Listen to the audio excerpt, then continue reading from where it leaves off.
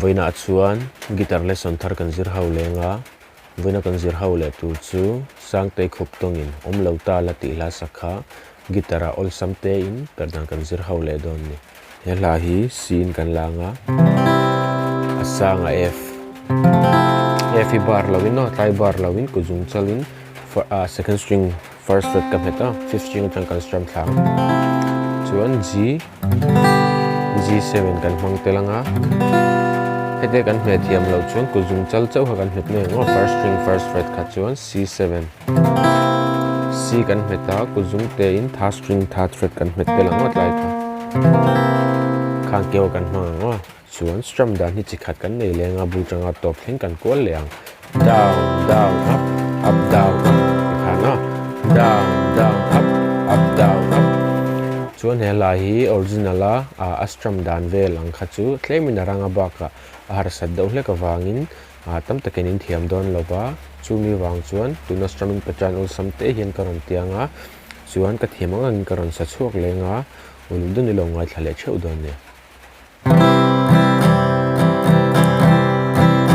omlo tala kalimna chuainga omlo tala shingun nangwainga khami clarly na kan sakzo kha G7 na kan lut zelango a verse tina kan here karva vai ten akan C7 ten long mi an ngayang din o kadi kashingun hiyan angay che William Santua Kathin lung aliam nga William Santua Kamarpu at niyam nga G7 Manlay hlawkpui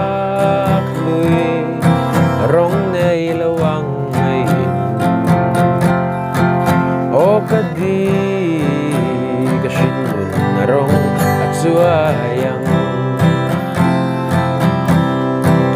Umlaw tala Kuharin katamra lang Umlaw tala Lunglengin kazamra lang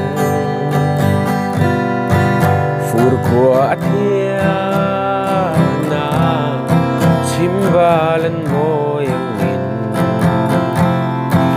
O kadi kasimnunan mo iber Takhan katikagang kalang atopa O kadi kasimnunan mo iber Kantizo ka siya kan lutang si ka vaikat kan strum thalenga Kuzung tein second string third fret kan belang kan strum thalenga F Hano strum kami strumming patran mil thau khan kan strum nong kami bel kuzung te bel chi khan kan apang down down up down up di hano o kadi kasimnunan mo iber o kadi